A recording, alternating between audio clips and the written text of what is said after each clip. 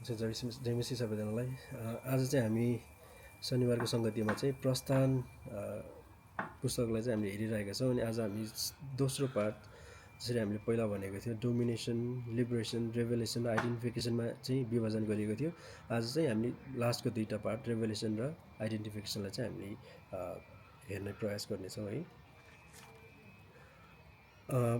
यहाँ चाहिँ परमेश्वरले के भन्नुभएको छ भने, इजरायलीहरूलाई चाहिँ तिमीहरू चाहिँ मेरो एकदम बहुमूल्य निज धन हो भनेर भन्नुभएको छ। अनि कतिपय हामीलाई यो परिस्थितिमा जुन परिस्थितिमा चाहिँ इजरायलीहरू छन्, त्यो परिस्थितिमा चाहिँ कसरी उनीहरू निजधन भयो अथवा चाहिँ कसरी बहुमूल्य भयो भनेर हामीलाई लाग्न सक्छ। हाम्रो जीवनमा पनि कहिलेकाहीँ हामी त्यस्तै कष्टहरूबाट गइरहेका हुन्छौँ, अनि हामी कसरी परमेश्वरको चाहिँ बहुमूल्य निजधन हो त भन्ने जस्तो लाग्न सक्छ होइन। तर हामी बहुमूल्य यस कारण छौँ किनभने हाम्रो मूल्य चाहिँ ख्रिस्टले चुकाउनु भएको छ। अनि ख्रिस्टको रगतले चाहिँ हाम्रो मूल्य चुकाइएको छ। त्यो कारणले गर्दा चाहिँ अनि हामी बहुमूल्य भएका छौँ है।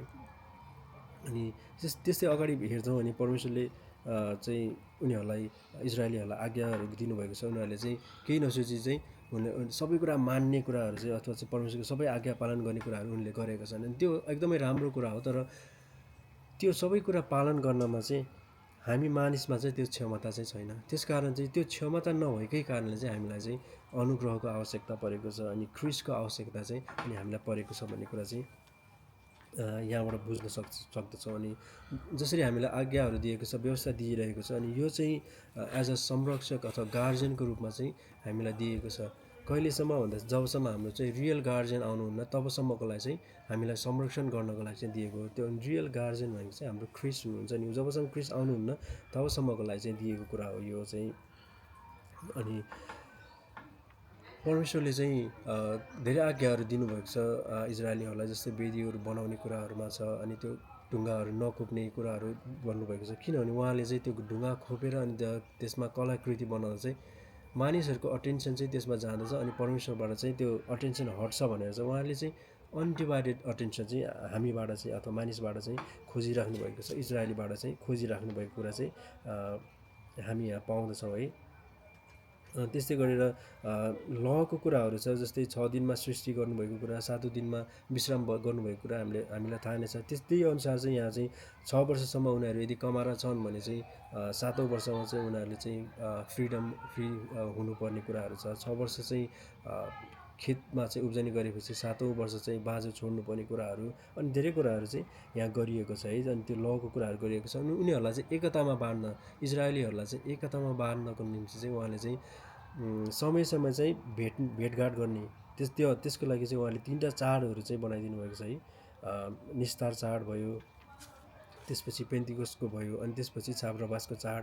अनि यसरी चाहिँ यो समयमा चाहिँ उनीहरू चाहिँ सबैजना एक ठाउँमा चाहिँ भेला हुनै पर्ने कुरा चाहिँ थियो होइन, जसले गर्दा चाहिँ उनीहरू बिचमा चाहिँ एकता होस्, अनि उनीहरूले एक ठाउँमा चाहिँ परमेश्वरको चाहिँ महिमा गर्न सकुन् भनेर चाहिँ यो चाडहरू चाहिँ बनाइएको थियो। अनि त्यो मरुभूमिमा जसरी त्यो छाप्रो बनाइएको छ अथवा चाहिँ भनौँ ट्याबरनेकल बनाइएको छ, अनि त्यो हेर्दा चाहिँ एकदमै आकर्षक थिएन अथवा चाहिँ त्यसको इन्टेरियर राम्रो थिएन होला। तर त्यसले चाहिँ स्पेसल केले बनाउँछ भने त्यहाँ को बस्छ अथवा चाहिँ त्यसले चाहिँ त्यसलाई चाहिँ स्पेसल बनाउँछ, न कि त्यसको सजावटले। किनभने त्यसमा परमेश्वर बस्नुहुन्थ्यो अथवा चाहिँ परमेश्वरले बस्ने योजना गर्नुभएको थियो, अनि इजरायलहरूसँगै सङ्गति गर्ने योजना उहाँको थियो। त्यस कारणले गर्दा चाहिँ त्यो चाहिँ स्पेसल चाहिँ हामीले पाउँदछौँ। अनि त्यसलाई हामी यदि डिटेलमा निहाल्छौँ भने चाहिँ त्यसमा एउटा मात्रै ढोका थियो होइन, जसरी ख्रिस्टले चाहिँ म मात्रै बाटो हो भनेर भन्नुभएको छ। त्यहाँको समाधानमा चाहिँ त्यो प्रकाश जुन छ त्यो मात्रै एउटा प्रकाशको स्रोत थियो त्योभित्र होइन। अनि जसरी जीवनको ज्योति चाहिँ म हो भनेर भन्नुभएको छ, त्यहाँ रोटी थियो, अनि ख्रिस्टले म रोटी हो भनेर भन्नुभएको छ। अनि त्यहाँ पर्दा टाँगिएको थियो, अनि जुन पर्दा चाहिँ जब ख्रिस्ट चाहिँ टाँगिनु भएको थियो, अनि त्यसपछि चाहिँ त्यो पर्दा च्यातिएको घटना चाहिँ हामीले मत्तीमा पनि भेट्दछौँ होइन। यो मायनेमा चाहिँ यो ट्याबरनेकल चाहिँ एउटा स्वर्गको चाहिँ एउटा स्याम्पल हो भनेर चाहिँ हामी बुझ्न सक्दछौँ है। अनि त्यसपछि हामी आइडेन्टिफिकेसनको कुरा गरौँ, पहिचानको कुरा गरौँ। इजरायलीहरूले के भनेका थिए, परमेश्वरले भनेको हरेक कुरा चाहिँ हामीले मान्छौँ भनेर भनेका थिए।